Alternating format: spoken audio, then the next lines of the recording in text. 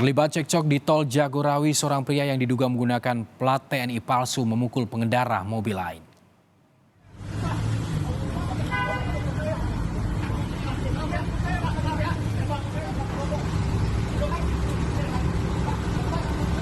Dua pengendara mobil ini, saudara, terlibat cekcok hingga berakhir dengan pemukulan di ruas tol Jagorawi.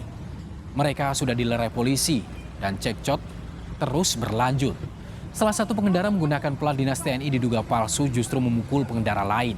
Korban dituding menyenggol mobil pelaku pemukulan. Polisi mengimbau kepada korban yang merasa dirugikan membuat laporan.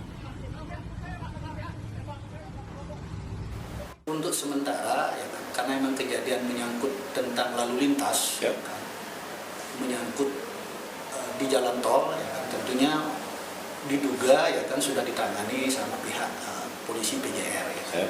Tentunya kami akan mendalami kalau memang nanti ada ya kan pihak yang merasa dirugikan.